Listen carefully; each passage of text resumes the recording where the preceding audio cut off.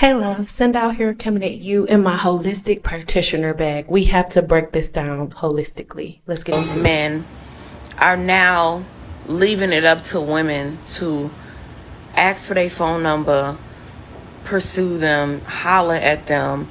And we talking about men over 40, right? And it's crazy to me because literally a generation before them, those men were the hunters and, you know what I'm saying, pursuing women. And I'm confused because I don't know what the hell happened. Is it the Me Too movement that fucked this shit up? Or is it the feminist movement, which none I am a part of, okay? I didn't ask for this shit. I'm trying to figure out who dropped the fucking ball, because now we got a whole bunch of men walking around here like they want to be the fucking women. And we...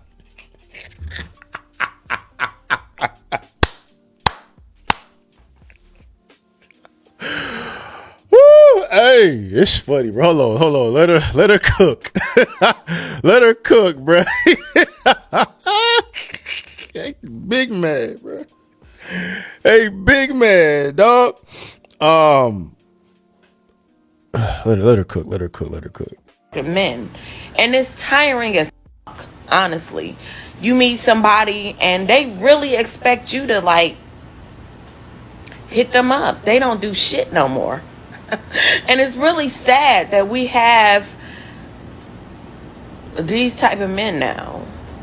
But I don't know if it's our fault, not me personally, but women's fault as a whole, because we kind of made these motherfuckers like this. You know what I'm saying? Like scared to approach us, scared to say shit, scared to like even be intimate with you. Men are naturally meant to be the hunters, and women are the gatherers. Like, women don't even have a mental capacity to chase men like how a man is supposed to with a woman. You know what I'm saying? It ain't even in our nature to do it, but it's like we're being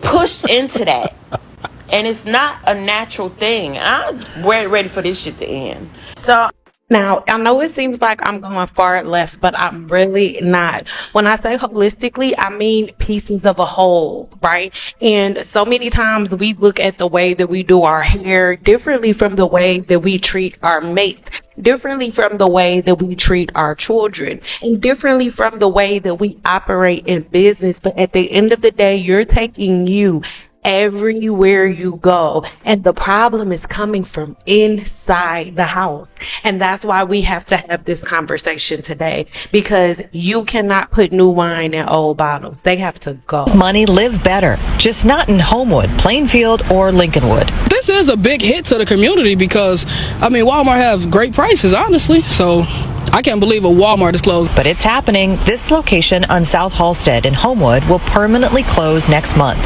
The reason, Walmart says, because of poor performance record. It, quote, did not meet Walmart's financial expectations. It's like they're trying to starve the black neighborhood or something. I don't know what's going on, because it's always crowded. Every time you come up here, the lot is crowded until they close. I mean, so how are you not making money? You're not making.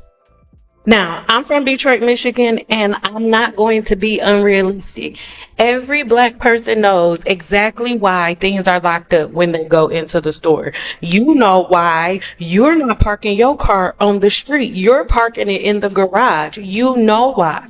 So if we won't take accountability, then we won't make any necessary changes. And the same thing, you're taking you everywhere you go with no accountability. Shoppers not buying Walmart's explanation. Is it always busy? It's always busy. It's always busy here. Usually I'd be like, oh, let me hurry up and try to get in and get out. It's always busy. It's always busy, but they never have nothing. If you wasn't making money, you'd have been closed. Well, they're closed. Well, like the person who I got these clips from, link will be in the description box below, was about to say, is the reason that they're always closing is because they can't make money. They can't make money because most of the things that they're supposed to sell to make their profits are being stolen. and it's only in certain areas by certain demographics. Not to say that other races don't steal, but we have to call a spade a spade. And if we're not holding each other accountable in our own house, who's gonna do it? Like, three women from Rochester, New York were here in Chicago to celebrate a birthday and left behind one heck of a surprise. They decided to dine and dash after greasing their fingers on chicken wings, eating Alfredo, and washing it all down with flights of drinks. Now you see them and now you don't. We've blurred the video because the trio hasn't been charged yet. But you can't miss that distinctive blue wig and the massive tab they left behind. The server went to the table. They asked for the ticket to be split. She left from this table behind me. They clicked the button. As she left, they got up one at a time and walked out. 3 days ago, the three women from Rochester, New York visited Soul Vibes in the Near North neighborhood to celebrate a birthday and left behind a surprise, an unpaid tab of over $200. They actually ran out the door and ran and hid behind a service vehicle that was in traffic. They decided to dine and dash after devouring chicken wings, Alfredo, and wash. Not violent, but it's a crime, and it affects us, and it affects our bottom dollar, and it affects our team members. They were spotted on surveillance, leaving one by one within 30 seconds of the server stepping away. They also forgot that they signed up on the wait list before being seated, including their name and phone number. And to add insult to injury, they posted this onto social media, thanking the restaurant for the free food while laughing at waitstaff like Chloe Jackson. I'm here 3 days a week. Their greedy crime comes with a much heavier cost. Some places do make the servers come out and pay for those bills, but Fab and Soul Vibes here, they don't make us pay for it. Well, that's really grateful because $300, $400 could really break our bank for that day. Sadly, dine and dash incidents are on the rise. The owners run 2 Soul Vibes locations and 3 I Can't Believe It's Not Meat restaurants. And in the last 6 months, they've seen an uptick in these type of incidents. These are just a few of the incidents they've recorded. It's an industry of pennies and nickels. So when you get these dine and dash incidences, I need you to understand that those were black businesses that black people were doing that to. And when I was standing behind the chair, it wasn't a whole lot, probably like maybe 10 times in a 10-year career where I had people file disputes and be like, thanks, Sin. Love my hair. My black people, keep y'all black asses off from over the restaurant counters when your order don't get done right, or they don't give you your change correctly or fast enough. Don't you jump your black ass over that counter. Which, hey, people working at the restaurant, get you a brick.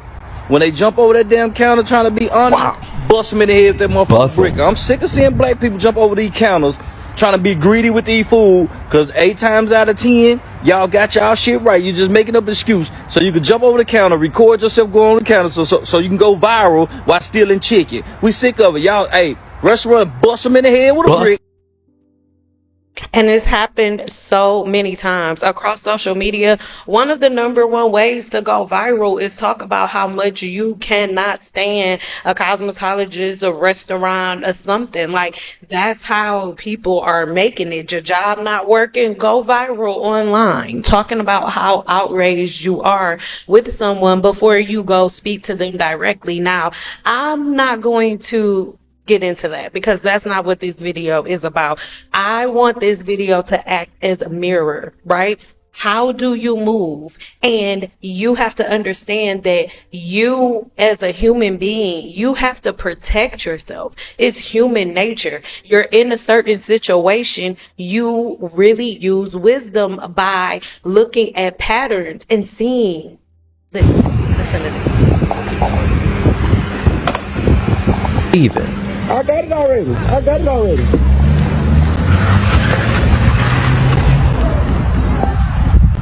Not the roll. Just go ahead and leave it. Leave it. Go ahead and leave Ain't got the nerve to try to pick it up. Go ahead and leave it. Now, this is a person stealing clothes and things of that nature. Like I said, everybody does it. I'm holding my community accountable. One more. Black is when you walk into a store, don't get greeted, but then someone walks in behind you and they get It was literally. I just had the most horrible experience with shopping, and it just really makes me want to cry. No word of a lie. As you can see, these are my bags. A Nike bag, H&M bag. This is my shopping bag. I walk into Whole Foods and I grab a basket. Why did I grab the basket? Because I do not want to have to carry all these freaking bags. I saw the security officer. This man literally followed me. Every time I turned my back, he followed me. Me being me, I walk up to him. Why are you following me? Now, as a human being who's supposed to use pattern recognition so that way you'll avoid being in messed up situations, if time after time after time after time you're going to work 7 days a week, sometimes most people 5 days a week, and every single day when you're at work you are, let's say you're a loss prevention specialist, that's your job. It is your job to make sure you're watching the people in the store, making sure they don't steal. And right before you walked in with all of those bags, there were 4 or 5 black girls that looked just like you with 4 or 5 bags from other random stores that they literally just chased out maybe 15, 20 minutes before you decided to walk in with all of your bags. Does this mean that they're racist? No, it means that the majority of your community is putting them in these situations, and this goes to everything. Right now we're talking about Walmart and shoplifting, but then the first video was about black men no longer pursuing black women, right? And then we also have the thing that we talk about here on my channel all the time is black women not being able to find good black cosmetologists, and you're going to the white salons now because you can't find good black cosmetologists. Well, in every scenario, the common denominator is the same. It's the same. And in every situation, the small minority is paying for the larger majority. And if we're honest, every time you go online, every time you go on social media, if anybody that is not from this country, anybody that's not from America, right, who's not familiar with the different versions of American black women, right, what they're going to do is, if they ask them, what do you think an American black woman's favorite thing to do is, they're going to say twerk. That's what they're going to say. Why? Because that's what you guys put out there. That's what everybody puts out there. I am one of those women that is held victim to that stereotype, right? I have to talk a little differently when I go in places so that I'm not put in that position, right? So as a research scientist, yes, absolutely, I have to code switch, because if I don't, then I will not get the opportunities that I've received thus far in my career because of the negative connotation that so many black women put out there. And the problem is we don't take accountability. We don't take accountability for the things that we do, and we don't take accountability for the things that we say. And at the end of the day, when you stop and you begin to assess the situation and look in the mirror, you can figure out why it's so hard for you to find good cosmetologists. The types of research scientists like myself, we are behind a paywall because these are the things that we're focused on. Like my next series is going to be on premenopausal symptoms, right? But I have had to put myself behind a paywall or just go into a completely different avenue because, if I'm being honest, black women in my community do not care about premenopausal symptoms. They don't care about, their body on an internal level and their hormones and how their hormones being imbalanced are in direct correlation with everything that they're dealing with.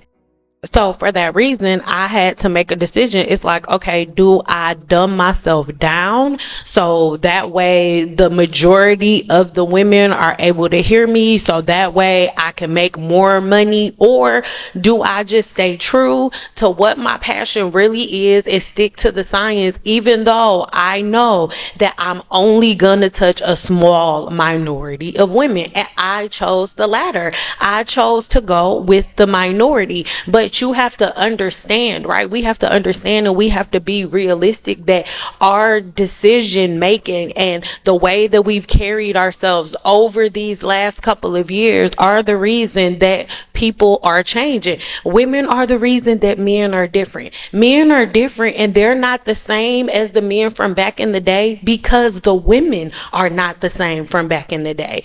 Our grandmothers were not twerking in the middle of the street. Our grandmothers were not standing on top of cars and twerking as the car's driving. They were not. They were not. Right? Right now, your favorite song, I don't cook, I don't clean, but let me show you how I got this ring. Your grandmother or the women that you are, you know, allotting to how these men should be, they made their house a home. And we also have to acknowledge the fact that the majority of our grandfathers were dogs. Both of my grandfathers were. Both of my grandfathers, well, not one of my grandfathers had multiple children. Once my grandfather died, I met two more great aunts. Well, great aunts, Lord. I met two more aunties that my grandfather had on my grandmother. So let's not.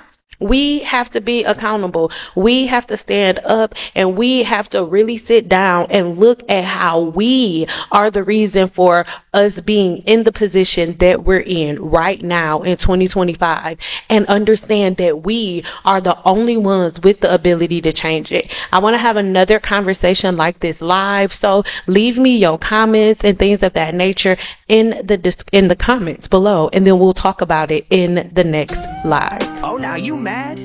Edges and witness protection? But I'm the villain cause I said stop marinating your scalp in Crisco. Cool, let's get into it. She was on YouTube daily running them hacks. Rice, water, onion juice, leaving ball tracks. TikTok said castor oil make it grow. Now the mites in her scalp throwing a disco. Coconut dripping, she thought it was lit, till her pores said, sis, we can't breathe in this. Every hack she tried, they clapped and dipped. Now she in the group chat with a lace front fix. You dragged me when I tried to tell ya, said I'm too harsh, too much like a fella. But now your hairline playing hide and seek. Girl, your scalp said bye, now your roots look weak. Now you wanna listen, huh? Fungus got you itching, huh? Inflammation hit you like a truck. Edges screaming out we had enough. Demodex in your crown, throwing a rave. Malassezi eating good, free buffet. Oleic acid burning through like bleach. But you clapped back when I tried to teach. Don't put nothing sharp on your dome, I said. But you went and greased it like cornbread. Arguing with pros on every post. Now you sitting in the mirror trying to diagnose. Scalp looking flaky, hair looking dusty. You called me bitter, now your curls looking crusty. 6 months to 25 years, that's the math. Hair weathering creeping up like a ghost from the past. Now you wanna listen, huh? Oh, no. That DIY mission flopping, huh? It flopped. Inflammation got you texting pros. Scalp screaming, girl, that's a no. Look, ain't no hate, I just educate. But next time someone says don't put coconut oil on your scalp, maybe, just maybe, don't drag